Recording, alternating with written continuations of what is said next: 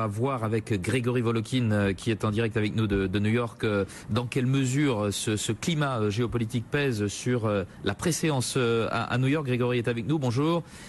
Bonjour. Président de Mescart Financial Services. Avant de parler des statistiques du jour, il y en a eu une importante tout à l'heure, la productivité, ces frappes américaines sur les islamistes en Irak, ça inquiète aussi aux États-Unis?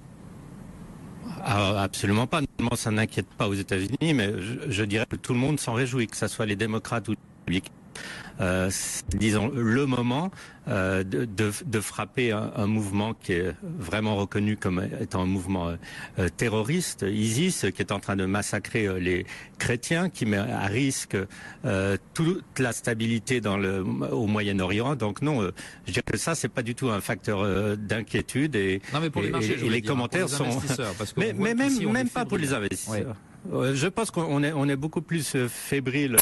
Ou bien alors par ignorance, ou bien aussi par rapport surtout à la situation avec la Russie, c'est beaucoup plus critique. Là, je dirais que les Américains finalement font ce qu'ils auraient dû faire depuis très très longtemps dans cette situation.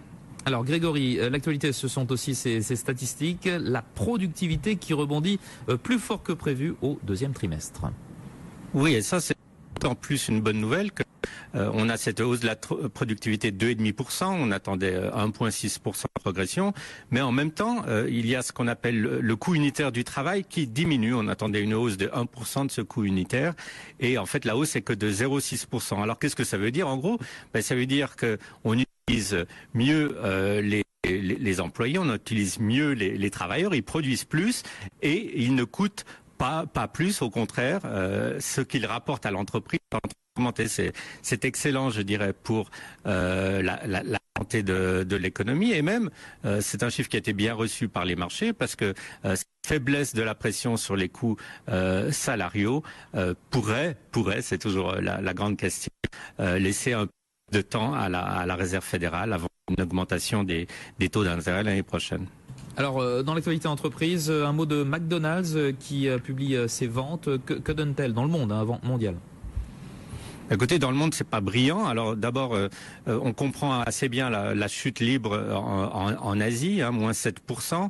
C'est surtout dû aux fournisseurs en Chine. Vous savez qu'on avait accusé, que les Chinois avaient accusé de vendre la viande avariée. Moins 3,6% aux États-Unis. Ça, c'est vraiment très très mauvais pour McDonald's, parce que c'est quand même le territoire ou le pays où McDonald's devrait vraiment avoir des chiffres positifs. Qu'est-ce qui sauve la mise? Alors là, c'est assez curieux. C'est l'Europe et en fait, c'est surtout la France. Alors je ne sais pas ce qui est en train de se passer en France.